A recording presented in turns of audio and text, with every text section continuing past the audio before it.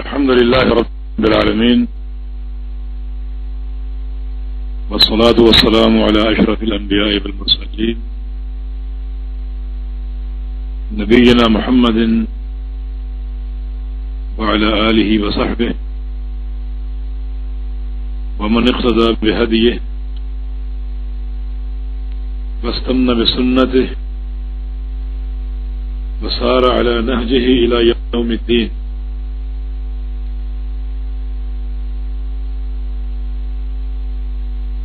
أما بعد،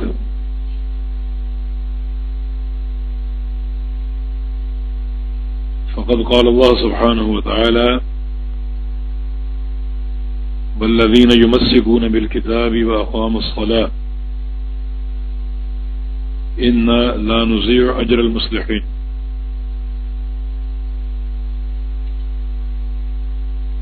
محترم بھائیو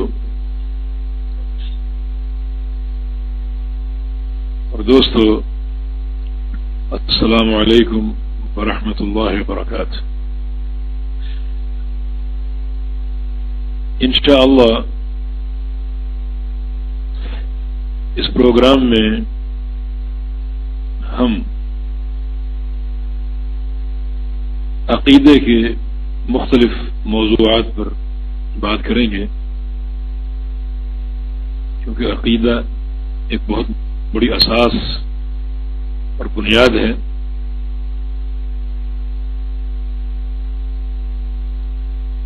اور اس کے لیے ایک کتاب کا انتخاب کیا ہے جس کا نام شرح السنہ، جو کہ امام بربہاری رحمہ اللہ کی کتاب ہے. امام بربہاری، جن کی کنیت ابو محمد اور نام حسن بن علی بن خلف البربہاری ہے،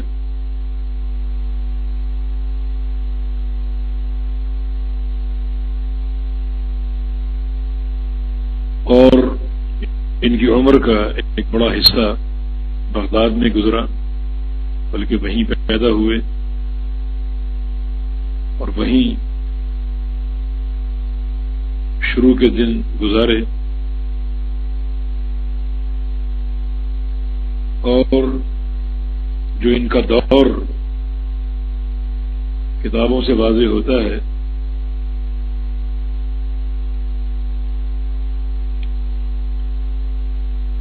وہ 4 صدی ہجری کا دور ہے، کیونکہ امام بربہاری رحمہ اللہ 323 ہجری میں فوت ہوئے.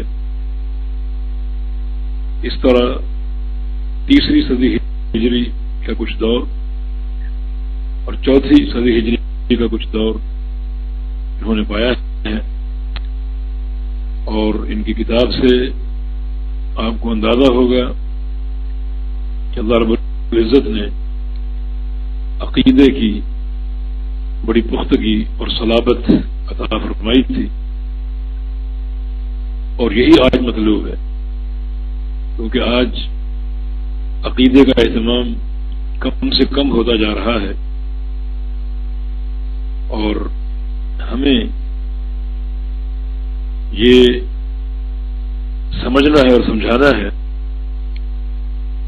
کہ عقیدے کا مسئلہ دین کی اساس ہے، اور اس کا اہتمام سب سے پہلا مطلوب اور مقصد ہے. تو ہم اس کتاب کا متن پڑھتے ہیں مختصر ترجمہ اور شرح کے ساتھ. امام بربہاری مؤلف کتاب فرماتے ہیں: الحمد للہ الذی ہدانا للاسلام ومن علینا به واخرجنا فی خیر امہ فنسألہ التوفیق لما يحب ويرضى والحفظ مما يكره يسخط فرماتے ہیں کہ تمام تعریفیں اللہ تعالیٰ کے لیے ہیں جس نے ہمیں اسلام کی ہدایت دی اور اسلام کے ذریعے ہم پر احسان فرمایا اور ہمیں ایک ایسی امت میں نکالا اور پیدا فرمایا جو سب سے بہترین امت ہے۔ چنانچہ ہم اللہ تعالیٰ سوال کرتے ہیں کہ وہ ہمیں صرف ان کاموں کی توفیق عطا فرمائے جو کام اللہ کو پسند ہیں، اور ہمیں ہر اس کام سے بچا کے رکھے جو اللہ کو ناپسند ہیں اور اللہ تعالیٰ کو ناراض کرنے والے ہیں۔ یہ کتاب کا خطبہ ہے۔ آپ نے سنا کہ انہوں نے اپنی کتاب کا آغاز الحمدللہ سے کیا ہے، اور یہ رسول اللہ صلی اللہ علیہ وسلم کا طریقہ مبارکہ تھا کہ آپ صلی اللہ علیہ وسلم اپنے مکتوبات کا اور جو بھی چیز تحریر فرماتے اس کا آغاز بسم اللہ اور الحمدللہ سے کیا کرتے تھے۔ قرآن پاک کا طریقہ بھی یہی ہے کہ بسم اللہ الرحمن الرحیم اور الحمدللہ رب العالمین سے شروع ہوا ہے۔ ویسے رسول اللہ صلی اللہ علیہ وسلم اکثر جو خطبہ پڑھا کرتے تھے جس کو خطبہ مسنونہ کہا جاتا ہے وہ معروف ہے الحمدللہ نحمدہ ونستغفرہ الی آخرہ۔ یہ خطبہ مسنونہ ہے آپ صلی اللہ علیہ وسلم کا، اسے خطبۃ الحاجہ بھی کہا جاتا ہے۔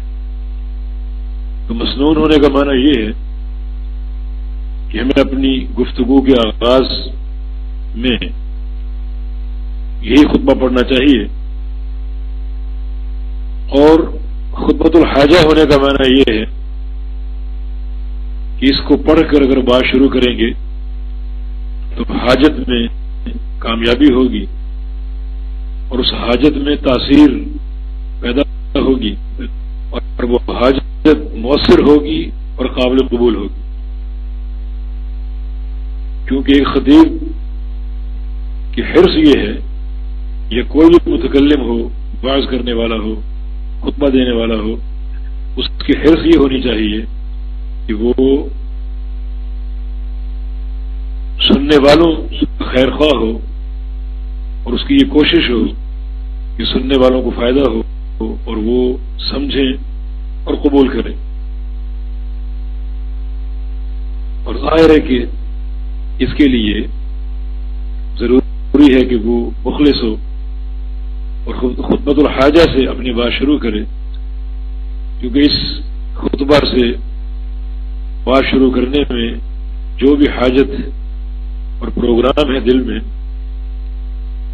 اسے تقویت ملے گی اور وہ زیادہ مؤثر اور مفید ثابت ہوگا۔ الحمدللہ یہ پہلا جملہ ہے جس سے کتاب کا آغاز ہوا، اور قرآن پاک کا آغاز بھی الحمدللہ رب العالمین سے ہوا، اور یہاں جو اعتقادی مسئلہ پنہاں ہے اسے جاننا ضروری ہے۔ الحمدللہ کا معنی ہے تمام تعریفیں اللہ کے لیے۔ الحمد کا جو الف لام ہے استغراقی ہے، جنسی بھی ہو سکتا ہے۔ استغراقی کا معنی ہے تمام تعریفیں، الحمد تمام تعریفیں، کیونکہ ال بمعنی استغراق ہے، تو تمام تعریفیں اللہ کے لیے ہیں۔ یا پھر جنسی یعنی جنس حمد اور حقیقت حمد اللہ رب العزت کے لیے ہے، کسی اور کے لیے نہیں ہے۔ اور یہ ایک بڑا اہم اعتقادی مسئلہ ہے، کیونکہ اللہ رب العزت تعریف کا مستحق ہے ہر قسم کی، اس لیے کہ اس کی ذات بے مثل ہے، اور اس لیے کہ اس کی صفات بے مثل ہیں، اور اس لیے کہ اس کے افعال بے مثل ہیں۔ وہ تعریف کا مستحق ہے اپنی ذات کی وجہ سے، اور وہ تعریف کا مستحق ہے اپنی صفات کی وجہ سے، اور وہ تعریف کا مستحق ہے اپنے افعال کی وجہ سے۔ یہ مکمل تعریف اللہ رب العزت کے لیے تب ہی ثابت ہوگی جب یہی عقیدہ ہو کہ اللہ رب العزت کی ذات بے مثل ہے، اور اس کی صفات بے مثل، اور اس کے افعال بھی بے مثل، یعنی اس ذات جیسی ذات نہیں ہے، اور جو اس کے صفات ہیں وہ اسی کے ساتھ خاص ہیں، اور کسی صفت میں کوئی شریک نہیں ہے، کوئی مخلوق شریک نہیں، اور جو اس کے افعال ہیں وہ اسی کے ساتھ خاص ہیں، اور کسی فعل میں کوئی مخلوق شریک نہیں ہے، تبھی تمام تعریفیں اللہ کے لیے ثابت ہوں گی۔ اور اگر اس کے افعال یا صفات میں کسی کو شریک بنا لیں گے تو پھر تمام تعریفیں اللہ کے لیے ثابت نہیں ہوں، بلکہ کچھ تعریفیں اسے بھی دینی پڑیں گی جس کو شریک بنایا گیا ہے، اور یہ عقیدہ باطل ہے، اور اللہ کی حمد یا الحمدللہ کا انکار ہے۔ الحمدللہ کا معنی تمام تعریفیں اللہ کے لیے ہیں، اور اللہ رب العزت تعریف کا مستحق ہے اپنے افعال اور اپنی صفات کی وجہ سے۔ جیسے الحمدللہ رب العالمین، تمام تعریفیں اللہ کے لیے ہیں، کیوں؟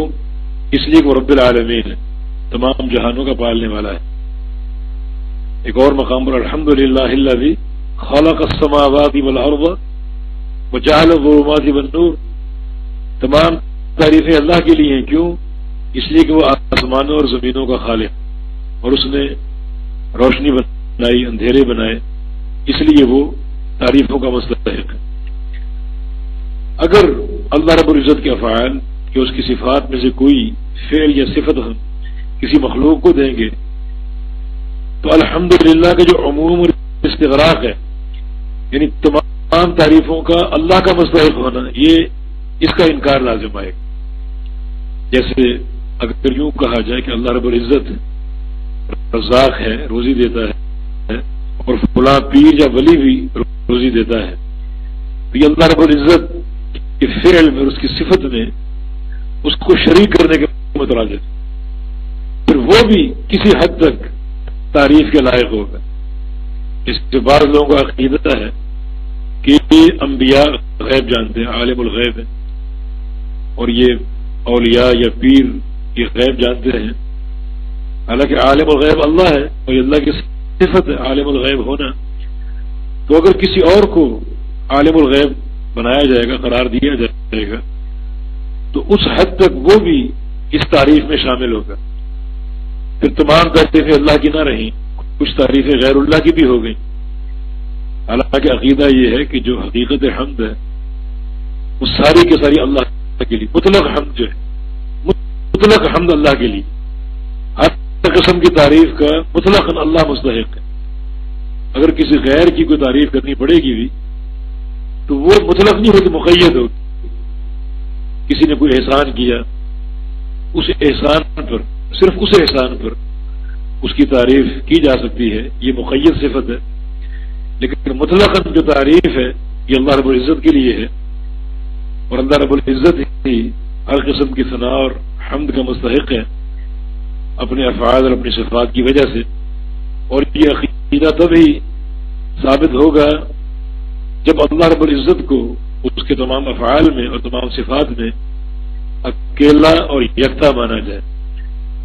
اگر شراکت بنا لی جائے گی تو اس شراکت کے بقدر وہ غیر بھی اس حمد میں شامل ہو جائے گا جو کہ اللہ رب العزت کی توحید کی منافی ہے۔ تو قرآن پاک نے الحمدللہ سے آغاز کیا۔ اس کا معنی یہ کہ اس عقیدے کا فہم ابتداءً ضروری ہے۔ دو کلمات ایسے ہیں جو اللہ رب العزت کی ذات اور اس کی صفات اور اس کے افعال کا پورا تعارف ہے۔ ایک سبحان اللہ، دوسرا الحمدللہ۔ سبحان اللہ اللہ رب العزت سے تمام نقائص اور تمام عیوب کی نفی کرتے کہ اللہ پاک ہے، ہر نقص، جیسے شریک ہونا ایک نقص اور اللہ اس سے پاک، اس کا کوئی شریک نہیں۔ شریک ہونے کا معنی کمزوری ہے. شراکت یا پارٹنرشپ انسان تبھی کرتے جب وہ کمزور ہو، پیسہ نہ ہو یا افرادی قوت نہ ہو تو کسی اور کی شراکت قبول کرتا ہے. مگر خالق کائنات ہر نقص سے پاک ہے، اس کا کوئی شریک نہیں. سبحان اللہ، یہ اس کا مظہر ہے کہ جتنی بھی نقص اور عیب کی صفات ہو سکتی ہیں اللہ ان سے پاک ہے. تو یہ جو صفات سلبیہ ہیں ان کا مظہر یہ کلمہ سبحان اللہ ہے کہ اللہ ہر عیب سے پاک ہے. مثلا شریک سے پاک ہے، ظلم سے پاک ہے، اس کو نیند نہیں آتی، اس کو اونگ نہیں آتی، اس کو موت نہیں آئے گی. یہ سب صفات نقص اور صفات سلبیہ جن سے اللہ پاک ہے. اور لفظ سبحان اللہ یہ جملہ ان تمام صفات سلبیہ کا اظہار ہے کہ اللہ ان سب سے پاک ہے. الحمدللہ کا معنی یہ کہ اللہ رب العزت تمام صفات کمال کا مستحق ہے. اس کی تمام صفات کمال ہے اور وہ اللہ کے لیے لائق اور ثابت ہے. جو بھی صفت کمال کی ہو سکتی ہے اللہ اس سے متصف ہے اور اللہ کی صفت ہے. اور کلمہ الحمدللہ اسی چیز کا اظہار کرتا ہے کہ وہ اللہ مطلقاً ہر قسم کی تعریف کے لائق ہے، کیونکہ اس کی تمام صفات بے مثل ہیں اور کوئی ان میں شریک نہیں ہے، اور تمام افعال بھی بے مثل ہیں اور کسی فعل میں کوئی شریک نہیں ہے. اور اگر ایک شخص سبحان اللہ اور الحمدللہ ان دونوں جملوں کو سمجھ لے اور سمجھ کر ان کو اپنا لے اور جو عقیدہ یہاں کار فرما ہے اس عقیدے سے متصف ہو جائے اور پوری طرح اس پر قائم ہو جائے، اسی کا پوری زندگی پرچار کرے اور یہ کلمات بار بار دہراتا رہے سبحان اللہ والحمدللہ، تو اللہ کے ہاں بڑے درجات کا مستحق ہے. رسول اللہ صلی اللہ علیہ وسلم کی حدیث ہے افضل الکلام اربع، سب سے بہترین کلام 4 چیزیں ہیں، سبحان اللہ والحمدللہ ولا الہ الا اللہ واللہ اکبر. ایک اور حدیث میں رسول اللہ صلی اللہ علیہ وسلم کا فرمان ہے کہ 4 کلمات غراس الجنہ ہیں، جنت کے پودے. فرمایا کہ جنت ایک چٹیل میدان کی طرح ہے، مٹی بہت اچھی ہے اور پانی بہت میٹھا ہے، اور اس کے پودے ہمیں لگانے ہیں. اور وہ کیسے لگیں گے؟ وہ ان کلمات کے ذریعے. سبحان اللہ کہیں گے تو ایک پودا لگ جائے گا، الحمدللہ کہیں گے دوسرا پودا لگ جائے گا، لا الہ الا اللہ کہیں گے تیسرا پودا لگ جائے گا، اللہ اکبر کہیں گے چوتھا پودا لگ جائے گا. تو یہ سب جنت کے غراس ہیں جن میں سبحان اللہ اور الحمدللہ سر فہرست ہے. تو ایک انسان اگر ان کلمات کو سمجھ لے اور جو عقیدہ یہاں پیش کیا گیا ہے ان کو صحیح معنی میں اپنا لے اور پوری زندگی اعتقاداً و عملاً اس پر قائم ہو جائے، اسی کی دعوت کو عام کرے، یقیناً وہ بندہ بڑا عظیم الشان اور بڑے اجر و ثواب کا مستحق ہے. رسول اللہ صلی اللہ علیہ وسلم کی حدیث ہے سبحان اللہ نصف المیزان والحمدللہ تملأہ، کہ سبحان اللہ کہنے سے آدھا میزان بھر جائے گا قیامت کے دن، اور الحمدللہ کہنے سے پورا میزان بھر جائے گا. میزان آپ جانتے ہیں کیا ہے؟ یہ اللہ کا ترازو جو قیامت کے دن قائم ہوگا اور بندوں کے اعمال تولے گا. اس ترازو کے 2 پلڑے ہیں اور ہر پلڑا اتنا وسیع ہے کہ ایک پلڑے میں 7 آسمان 7 زمینیں سما سکتی، اتنا وسیع پلڑا ہے. اور فرمایا کہ نیکیوں کے پلڑے کو سبحان اللہ آدھا بھر دے گا اور الحمدللہ پورا بھر دے گا. یہ ان کلمات کی عظمت ہے، لیکن یہ ایک بار کہنے سے نہیں بلکہ ایک بندہ پوری زندگی اس منہج پر قائم ہو جائے اور سبحان اللہ میں جو عقیدہ کار فرما اور پنہا ہے کہ اللہ ہر نقص سے پاک ہے، ہر عیب سے پاک ہے، اور الحمدللہ اللہ ہر صفت کمال کا مستحق ہے اور ہر فعل کمال کا مستحق ہے، اور جو اس کی صفات اور افعال ہیں اسی کے ساتھ